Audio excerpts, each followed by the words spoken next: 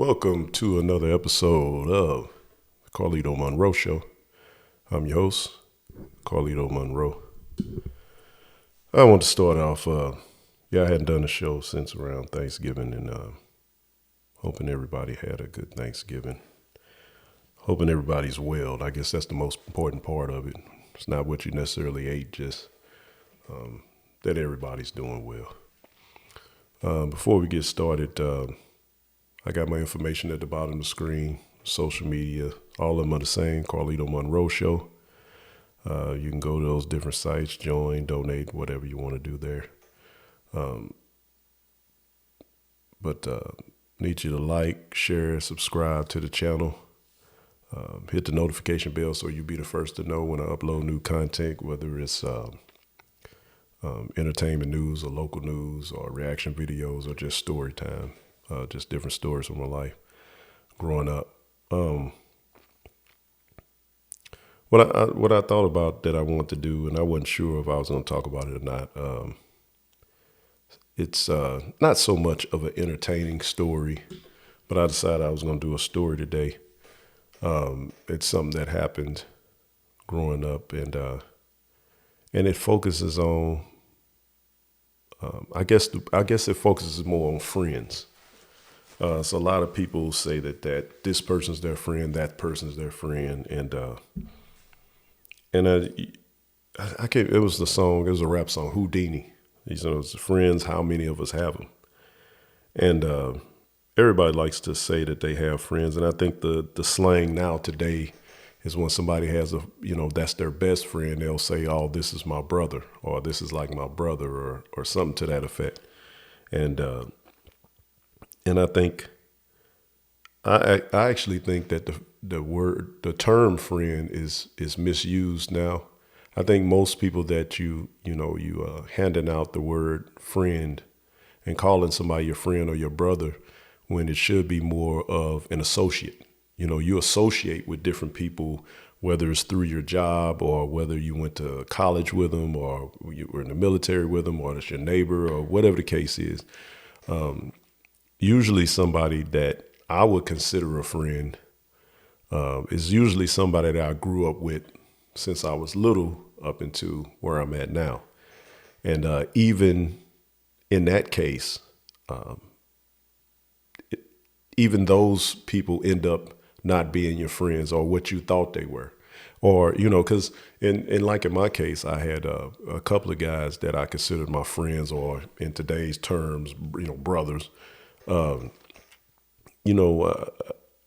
Things happened through the years, and then I just saw how it panned out, and it was like, man, these guys ain't my friends at all. You know what I mean? I was more of a friend to them than they were to me, at least from my perspective. Maybe from their perspective, if you were to talk to them, I was trash as a friend, but as I got older and more mature, you kind of see how the faults that these so-called friends have, as far as not faults as being a man or a woman, just the faults that they have as far as being your friend.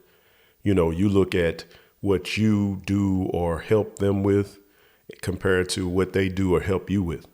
You know what I mean? And it's kind of a balance. So that's how I judged a friend. So it's really hard for me to meet somebody in the past few years and say, hey, that's my friend or that's my brother. I just don't feel like I know anybody that well, or I would even be that comfortable giving somebody that title. Because to me, to call somebody my friend, I think that's important. I think that means something. It means something to me. So most people are, I'll say they're either, they're cool or they're an associate. It's not somebody that I could say that's my friend because I don't know them like that. And I think it takes time to really know somebody and feel like you can call them your friend. So like I said, the couple of guys that I did call my friend in the past, as I got older, I come to realize that they weren't. For example, I was going to tell a story about my one friend. I'm going to leave his name out of it. But it's a situation that happened with me and him. More so him. I was just also involved in it. And it just reminded me how good of a friend I was to him compared to him being to me.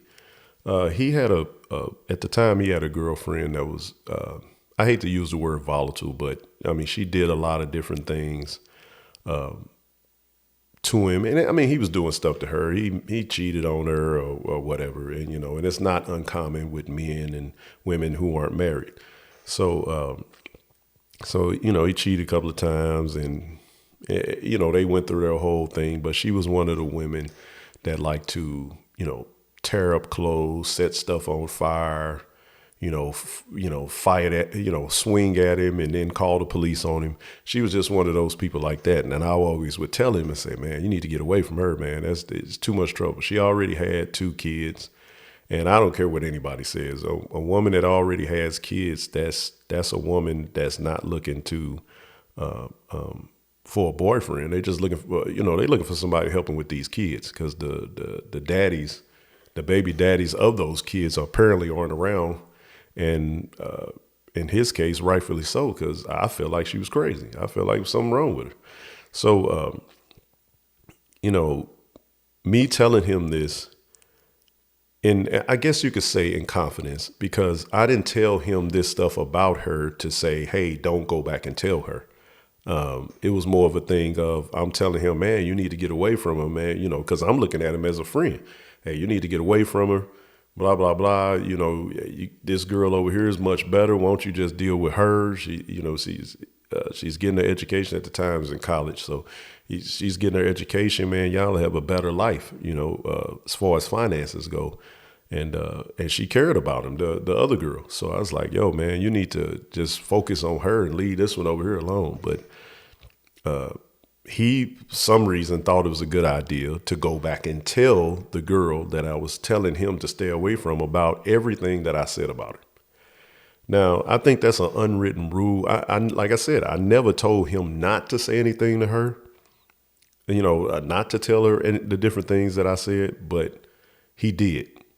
Now, it didn't bother me that he did tell her because I'm a firm believer in if I say something aloud, in my mind, it's to be heard. So if I tell you about Joe over here, if I'm talking to Roy and I'm talking about Joe, but Joe's not here, ideally, I'm talking behind Joe's back by telling Roy what I don't like about Joe. But if Roy goes back and tells Joe, hey, Carlito said this about you, and then Joe comes confront me about it, I'm not going to deny it because I said it. You see, if that makes any sense. If I say something to somebody, it's not even I'm expecting them to tell the person, but if they tell the person, okay. You know what I mean? Because I'm saying what I said, and I think the saying now with the kids is I said what I said, but that's the same concept. I said it. I'm not taking it back. I'm standing on it. And so she called me and confronted me about it. Oh, you said that I ain't nothing and I ain't doing nothing with my life and I'm crazy. I need to get away from him or whatever, or he need to get away from me or whatever. And I was like, yeah, I said that. And she hung the phone up on me. So from that point on, I said, man, I don't know why he went back and told her this. I said, but whatever. He went back and told it. It is what it is. Now, all of a sudden, I wasn't allowed in their apartment.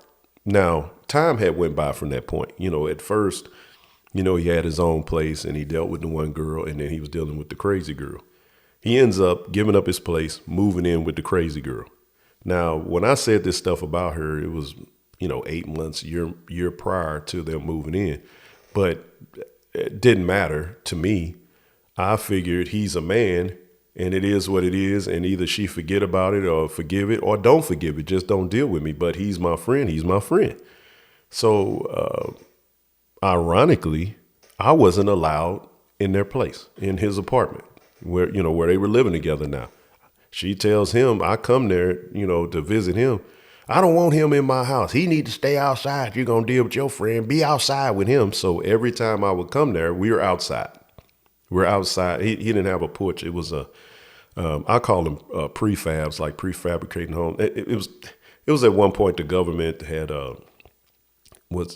low income homes that you could purchase, and all the homes were the same. They were small little box, 5-room, no basement homes that were more affordable for the lower income. So they were called prefab homes, prefabricated homes. So anyway, they were renting one of these houses, and because these houses, they were old now, but at the time when they knew it's a whole government thing. But anyway, they were renting one of these houses, so there was no porch. So usually I would come out over there, we outside in the driveway, leaning against his car, leaning on my truck, or sitting on the bed of my truck, drinking beer, talking, whatever.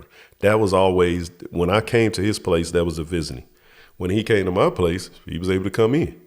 I had a girl, but I guess if my girl had a beef with him and she didn't want him in the house, I don't see me doing it like that. I would, because I'm not going to say I wear the pants in the family or anything misogynistic like that. It's just a thing of, hey, this is my friend, blah, blah, blah, blah. Okay, you don't like what he said about you. Hey, it is what it is, but I live here and he's sitting in the living room with me. You don't like, stay in the bedroom. Stay out of the area that we're in, but he's coming in the house. But that's how I look at stuff. And I looked at it, hey, this is my friend and I'm a man. And I want him to come in. I'm paying bills here. This is where he's coming. But he didn't see it like that. He looked at it where if she didn't want me in the house, he's, oh man, let's just go outside. So that's how that whole thing always went. So every time I go visit or whatever, I was in the driveway. I was younger then, and I recognized the fault in that, but I just never was like, you know what? I don't even care. It wasn't a big deal to me. So I allowed that to go on. And I'm saying I allowed that as in, because I was in charge from the point of, I could have just said, man, I can't come in the house. I'm gone. And I could have just left. But I allowed it to go on, stay in the driveway, talk, drinking beer, whatever with him. So anyway, fast forward to kind of shorten things up. He was in and out of jail with her calling the police, that, $100, $100. I was the friend he was always calling. I was led to believe maybe he didn't have other friends, or maybe he just knew I was his actual friend. I would come bail him out. I probably bailed him out to about $700. Probably about, it was at least 600, $700 easy, because it was always $100. And at the time, where we live, you could, if the woman dropped the case, that was it. It would be over with. So now I didn't just pay out. I paid the initial $600-700. How many times he was in and out of jail, I was bailing him out. He gave me the money back. It wasn't like it was just using my money, but it was using my money at the time. But he was good for it. He'd give it back. But it was still an inconvenience. I had to go to the jail. I had to post a bond. I'm waiting around for him to get out. He gets out. I'm giving him a ride to his mom's house until it blows over enough. And then, or I'm taking him to the impound to get his car if he happened to, got pulled over. It's only been one time he got pulled over, and they took his car to the impound. So it was just all that. It's still time. Whether I got the money back or not, it's still time. And I think that's something a friend would do, because if the roles were reversed, I would expect him to do the same thing. Now, this is a guy I've known since the third grade. So time goes by, he's in and out of jail, it's different situations. This particular time, he's calling her and she doesn't answer the phone. So he goes to the house. And when he goes to the house, there's a truck in the driveway, and it's bagged into the driveway. And that's usually something a guy would do to like, kind of like a dog, being territorial. A dog will pee on stuff, marking its territory. So when a guy, he dates a girl and the girl has a house or something like that, and the guy's going to bag into the driveway. It's like marking the territory, like this is mine or whatever. So anyway, the guy bagged his truck into the driveway. And, at the time, he didn't know it was a guy, but he actually thought it was her sister. So he's thinking that it's her sister. And at the time, and this will let you know when this was, at the time, I can't remember the year the Escalade came out, that body. I want to say it's 99 it came out. So it had to be like 99 or 2000 when this happened because it was a new Escalade. So anyway, he goes into the house. He comes on in. It's his house. He's renting and everything. There's nobody in there. The kids are at daycare or wherever the kids are. They're not there. And he hears her talking in the bedroom. And then he goes back there, and the guy's sitting on the end of the bed, and she's laying down on the bed. Well, not laying down on the bed, but sitting on the bed with her head, with her back up against the backboard with some lingerie on. And the lingerie being like one of those teddies. So it's really revealing cleavage out, cheeks out and everything, So, and he was like, man, he snaps or whatever. Was like, who is this or whatever? And the guy was like, who is this? So apparently she didn't tell the guy that she was with somebody. Because at the time she had a job at like a food court or something. And that's how she met the guy. So anyway, he tells her, and this is all secondhand. This is what he's telling me. He told her that he needs to talk to her. She comes out. He's telling her, you got this dude in my house, blah, blah, blah, blah. The guy comes out and tells him to calm down. And then the guy like, man, my friend's like, what, calm down? Ain't no calming down. You in my house or whatever. So he tried to get tough with the guy. So the story he told me that he, gave the guy a 2-piece, combo, knocked the guy out. He's yelling at her and he's grabbing her and she calls the sheriff. That's the story he told me.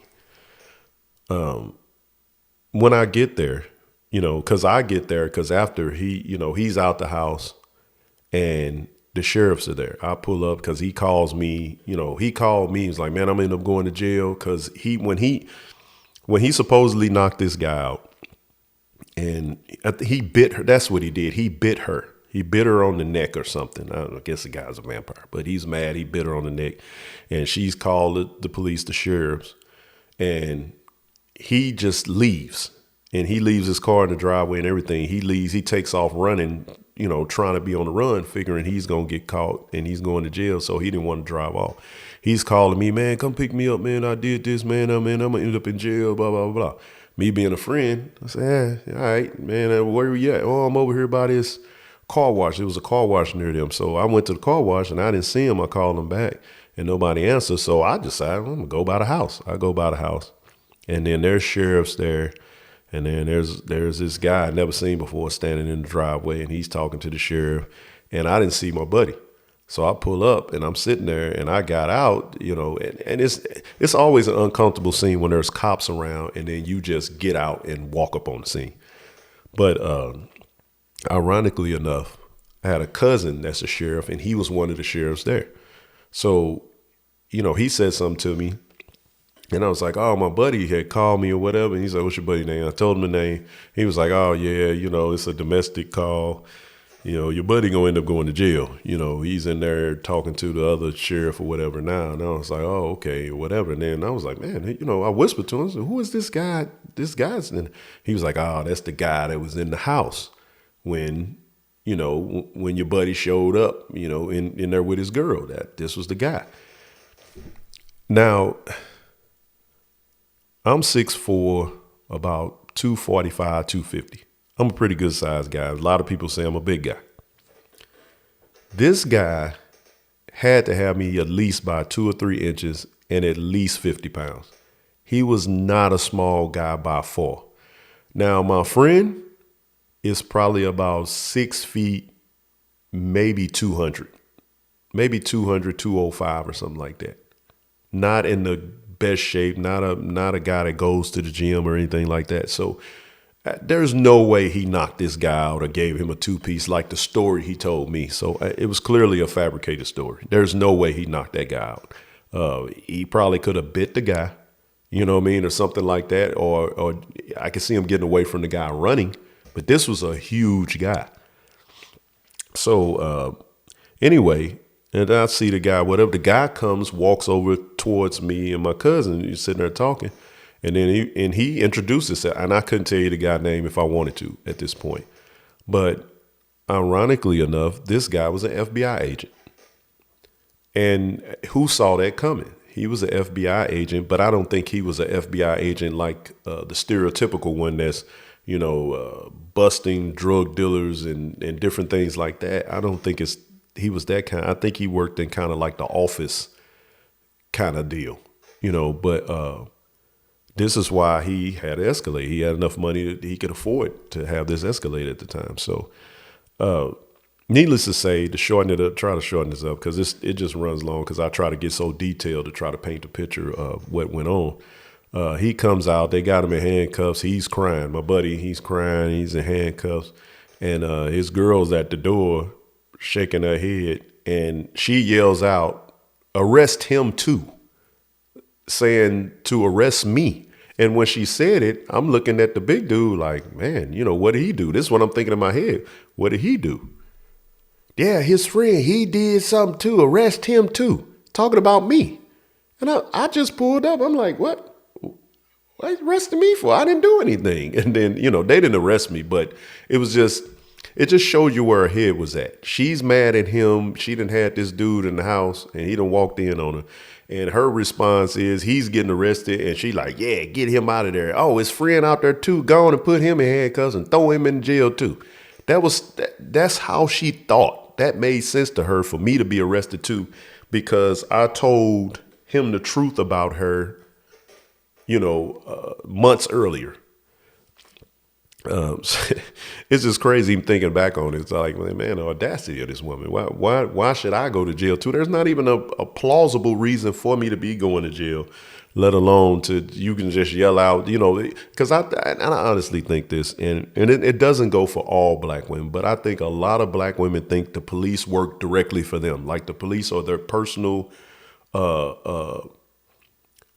security and personal. When they want some harm to be done to a black man, they call them. You know what I mean? Because that's the worst thing you can do to a black man is to call the police on him. And I've told my wife that. I mean, I'm not an abuser or anything like that, but I told my wife when we got married years ago, you ever call the police on me, it's a wrap. There's nothing for us to discuss after that, because if you call the police on me once, you'll call them on me several more times. And that's all it is. That's the worst thing you do to a black man, put him in jail. And she would do it on a regular basis, call the police or whatever the case is, especially basically when he didn't do what she wanted him to do. She'll try to fight him and then call the police. So, but yeah, she yells out, yeah, arrest him too. And then they were actually talking to her like, well, what did he do? Because they were willing to arrest me. You know what I mean? Well, he's his friend. He's like, well, ma'am, did he do something? Was he here? No, he wasn't here. Well, ma'am, we can't arrest him. But she had it in her head. Take him too. And if she would have just lied, they probably would have went on and took me. But anyway, so that was the episode that happened with that situation. So anyway, I had to go, since he bid her, it was a higher bond. I actually had to get a bail bondsman, and it was quite a bit more money. But and I'm saying quite a bit more. It wasn't a ridiculous amount of money, but it was a lot more money. It was at the time, I want to say it was about, for me, it was like $750 maybe. So I guess his mom, I guess it was like $7,500 or something, but I paid like $750. And he got out, and she wanted his car removed from the address, tore it off, but they was like, well, ma'am, his address is here.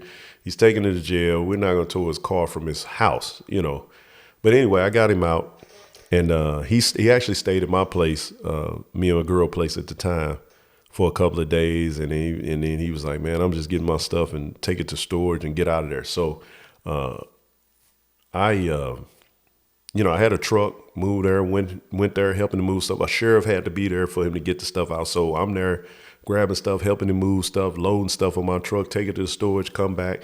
And, and this is me being a friend. All this trouble, me being a friend. So that goes by. So I want to say from that point on, other stuff didn't happen with him, but that was the most,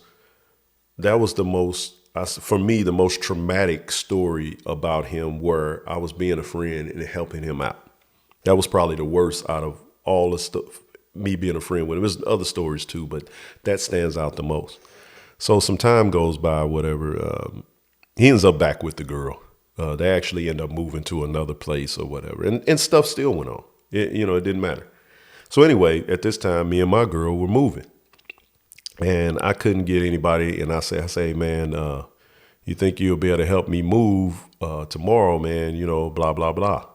And he was like, oh, yeah, man, I help you move, man. Everything you did for me, just call me, man. And he said, I'll be there. I said, well, yeah, I should not. It's Saturday, just be here by 8 and, help me move or whatever. He was like, yeah, man, just call me, remind me. I might forget, blah, blah, blah.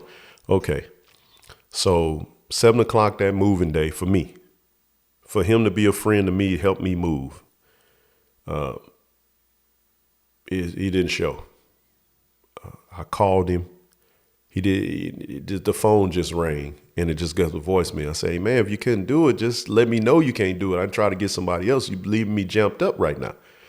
And needless to say, he never showed up. I left several messages, and then it got to a point I was calling. And at that time, if you turned your phone off and somebody called, it would go straight to voicemail.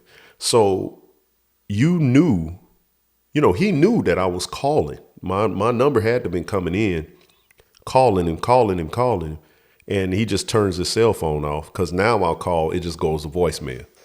And I'll say, well, maybe he was calling me. I hung up, gave it a few minutes. Nah, he ain't calling me. I called back again and went straight to voicemail. And then I hung up and I'm waiting. And then probably about 20 minutes went by. Then I called and then it was ringing. So he done turned his phone back on. And then it rang a couple of times and then it answered and hung up. And I was like, nah, I know this dude is not playing me like this. I know he's not playing me like this. I called him back and then it goes straight to voicemail. I said, yo, this is unbelievable. This is unbelievable. Everything I done for this dude. And it hurt my heart more than anything because I felt like I was such a good friend for him. And this one time I need him because I was never asking him for any favors or anything. He got a gaggle of favors out of me compared to the favor. This is the only favor I ever asked him for. And it was a no call, no show and avoiding my calls. So when I called that last time and it went to voicemail, I said, man, I didn't think, that was the message I left. I said, man, I didn't think me and you was like that, man. I thought we was better than this. I told you if you couldn't help me, just say, I can't help you. If you want to just tell me to go to hell, if I ain't helping you do nothing, you could have told me that too. But at least it wouldn't leave me jumped up. I was jammed up. I didn't have nobody to help me move. And the thing with moving is you need at least 2 men. So all I needed was 1 man. Then you can have, relatives. I have a lot of, my wife has a lot of female relatives. At the time we were dating. And, you can have them move little odds and ends, but you need somebody to grab the end of a couch or dresser, the big stuff. And he played me. And he played me and left me out to dry. And I was hurt by that. So, but I did, I ended up getting my cousin at the last second. He's like, oh, yeah, I'll come help you. We have moved everything except the big stuff, dresser, bed, whatever. So we got moved and everything, and I had to pay my cousin, of course, but which is fine. I'm jammed up anyway. I had to do what I had to do, but that let me know where he stood as my friend. And from that point on, I was like, he was never my friend. He was an associate, and that's why he should have been all this time. Because if he would have been an associate, all those different situations he's had, going to jail, needing to move at the last minute, him having trouble with the girl and none of that, I couldn't have been there. I wouldn't have been there for none of that. You know what I mean? He wouldn't have been able to call me and say, hey, man, I'm in jail. I'd be like, damn, try not to do stuff to get put in jail. You know what I mean? That's how I would have been when it's an associate, but I looked at him as my friend. So I wasted a lot of my time. I could have been doing other stuff. I could have just been doing nothing but sitting at home watching a movie. But it was a lesson for me. It was something I learned, that everybody is not your friend, even though he was a childhood friend. But what ultimately what became of that, it was that he was just a user. He got from me what he needed from me, and I got nothing from him in return. He was able to, I was the one giving and he never gave anything. So you have people like that. I mean, and I would like anybody that they call their friend to analyze their own situation. What is your friend gaining from you compared to what you gain from your friend? If it you know, and it's not going to be even. It's going to be lopsided to some degree, but it shouldn't be lopsided to the degree that I call this guy my friend. I asked him for one favor, and they say ghosted. He ghosted me. You know what I mean? Man, and my feelings was hurt from that because I can't believe it. And the thing is, I had done so much for him. I had helped him move 2 or 3 times prior to this point. I had helped him get in and out, get out of jail, helped him get his car bonded out, got a bail's bond. I had did so much for him, nothing in return. I remember driving from where I live all the way to where he lives to drive all the way to a bar, drink and be drunk and drive drunk all the way back to where he lives and drive myself all the way back. Never asked for gas, never did. Now, I didn't do this all the time, but a lot of times I did because I had the newer vehicle.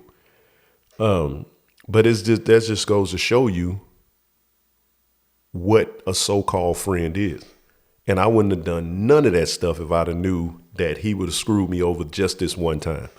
And I told him all he had to do was just tell me. So, yeah, man, you just can't call everybody your friend. I mean, for me to call somebody my friend, man, they have to deserve it. And like I said, the 2 friends that I had, and I'm saying had because it's past tense. I don't look at either one of them as friends now. I look at them as associates. When I see you, it's when I see you. When I talk to you, it's when I talk to you. Yeah, that's just how it is for me. So technically, I don't have any friends. Yeah, I mean, in conversation, I might say, oh, yeah, me and my boy did this, or but nah, they're not my friends. They're associates.